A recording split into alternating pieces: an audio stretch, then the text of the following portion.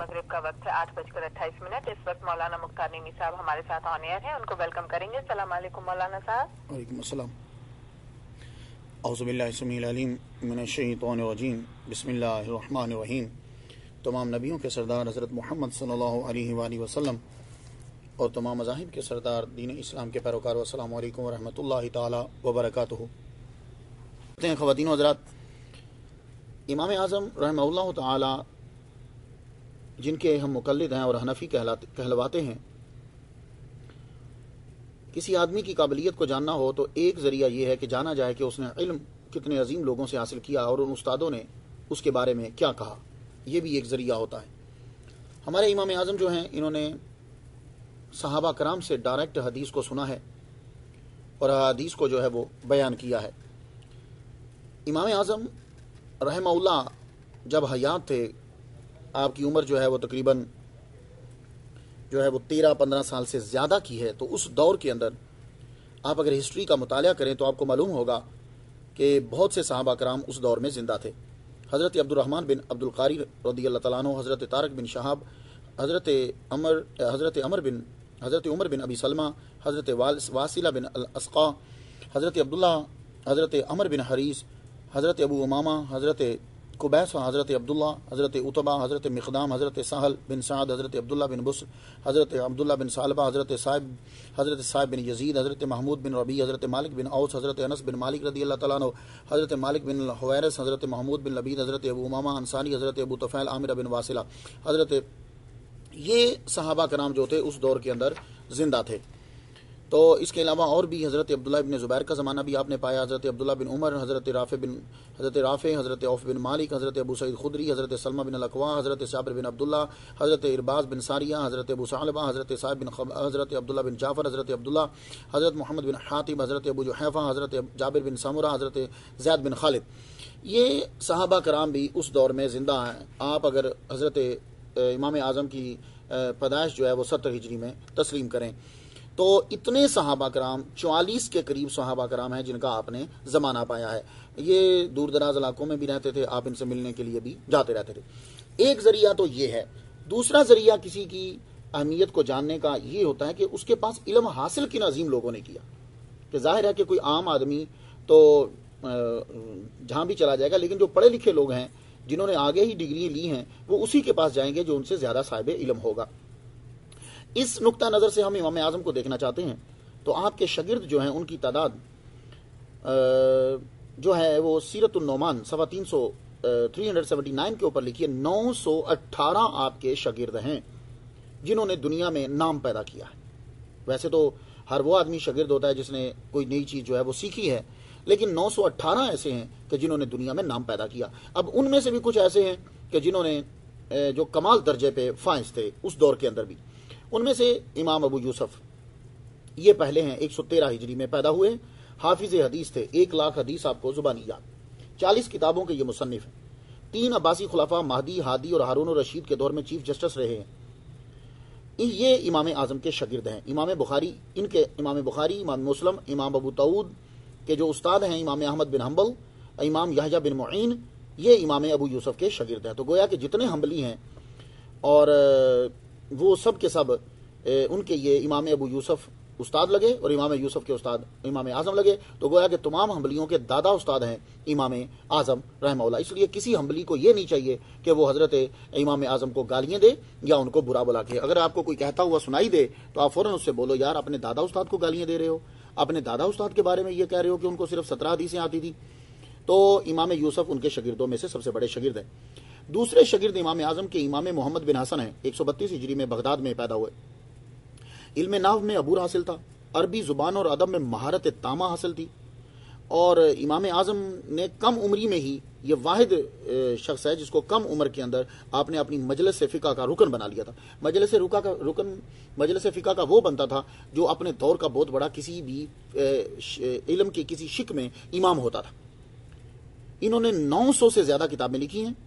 इमाम शाफ़ई ने कहा, मैंने इमाम मोहम्मद से बढ़कर कुरान मजीद का कोई आलिम नहीं देखा। इमाम शाफ़ई की वालदा से इन्होंने निकाह किया था, गोया कि इमाम शाफ़ई के अबू भी लगे।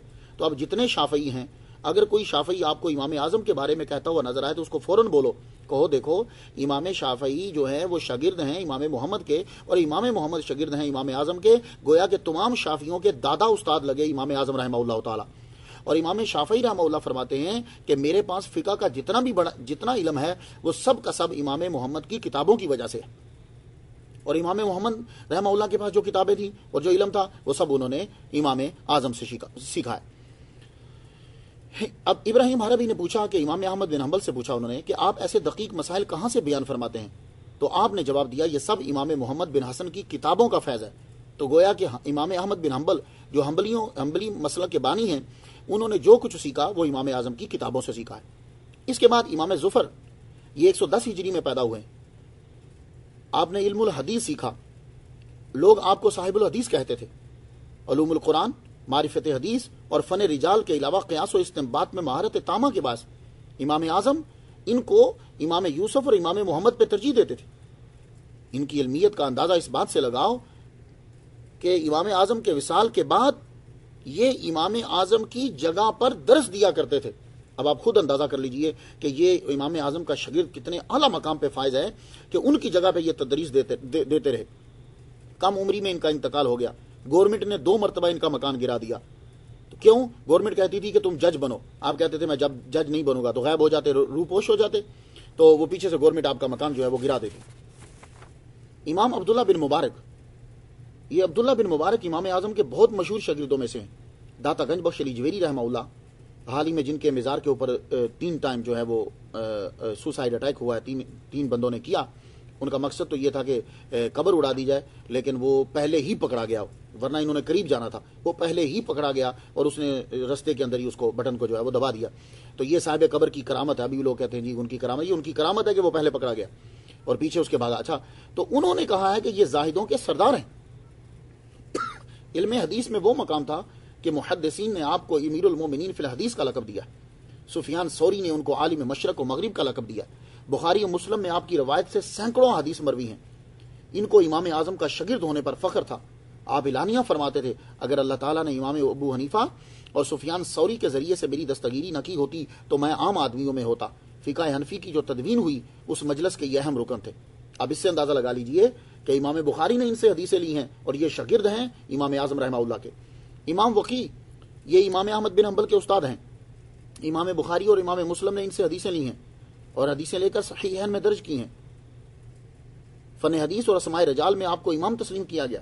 امام احمد بن حنبل آپ کے شاگرد ہیں، اور جب حنبلیوں کے امام ان سے حدیث بیان کرتے تو یوں فرماتے یہ حدیث مجھ سے اس شخص نے بیان کی ہے کہ تمام آنکھوں نے اس جیسا تمہاری آنکھوں نے اس جیسا کوئی دوسرا نہیں دیکھا ہوگا۔ جو آپ کو یہ کہتا ہوا ملے کہ میں حنبلی ہوں اور امام اعظم کو برا بھلا کہے تو فوراً کہنا حنبلی ہو تو امام احمد بن حنبل کے استاد کو برا کہہ رہے ہو، اپنے دادا استاد کو۔ امام وقی امام اعظم کے مقلد تھے، کثیر حدیث انہوں نے امام اعظم سے سنی اور روایت کی ہیں۔ حنبلیوں کے استاد امام وقی نے فرمایا جو یہ کہے کہ امام ابو حنیفہ سے غلطی ہوئی ہے وہ جانور ہے اور جانوروں سے بھی زیادہ گمراہ ہے۔ امام یحییٰ بن سعید، یہ امام احمد بن حنبل کے استاد ہیں، بخاری کے استاد ہیں، فقہ حنفی کی تدوین کی مجلس کے اہم رکن تھے۔ حدیث کے راویوں کی تحقیق و تنقید میں اس قدر مقام حاصل تھا، ائمہ حدیث فرماتے تھے جسے یحییٰ بن سعید چھوڑ دیں ہم بھی اس راوی کو چھوڑ دیں گے۔ امام اعظم کے حلقہ درس میں شریک ہوتے۔ تہذیب التہذیب 10ویں جز اور 450 صفحے پہ ہے۔ آپ نے فرمایا ہم اللہ سے جھوٹ نہیں بولتے، ہم نے ابو حنیفہ کے اجتہاد سے بہتر کسی سے نہیں سنا اور ہم نے اکثر آپ کے اقوال اختیار کیے ہیں۔ امام احمد بن حنبل ان کے شاگرد ہیں۔ امام بخاری جو ہے وہ ان کے شاگرد علی کے جو شاگرد ہیں ان کے شاگرد ہیں۔ اس حوالے سے امام بخاری کے امام اعظم پر دادا استاد لگے اور امام احمد کے دادا استاد لگے۔ خواتین و حضرات، میں اس لیے آپ لوگوں کو کہتا ہوں آپ لوگ بھولے ہوئے، آپ کو یہی نہیں پتا کہ ہمارے امام کا مقام کتنا ہے، کبھی جاننے کی کوشش ہی نہیں کی۔ آپ صرف یہ دیکھ لیجئے کہ ان کی محفل میں بیٹھنے والے لوگ وقت کے امام ہیں، اس وقت کے، اور کوئی آدمی ان کے برابر کا نہیں ہے، اور وہ آ کر علم حاصل کر رہے ہیں امام اعظم سے، کوئی بات تو ہوگی۔ میں بخاری پرست تو نہیں ہوں، لیکن یہ کہنا چاہوں گا کہ امام بخاری نے جن سے حدیثیں لی ہیں وہ سب کے سب شاگرد ہیں امام اعظم رحمہ اللہ کے، اور امام اعظم کی محفل میں بیٹھنا باعث فخر سمجھتے ہیں، اور آج ہم سینکڑوں سالوں کے بعد امام اعظم کو برا بھلا کہتے ہیں۔ صرف یہ قصوروار آپ لوگ ہو، آپ لوگوں نے نہ جاننے کی کوشش کی، نہ سننے کی کوشش کی اور نہ جانا۔ کبھی ذہن میں یہ مت لانا کہ جن کو آپ مانتے ہو وہ لوگ ٹھیک نہیں تھے، ہمیشہ یہ تسلیم کرنا کہ ہمارے پاس علم نہیں تھا ان کے بارے میں۔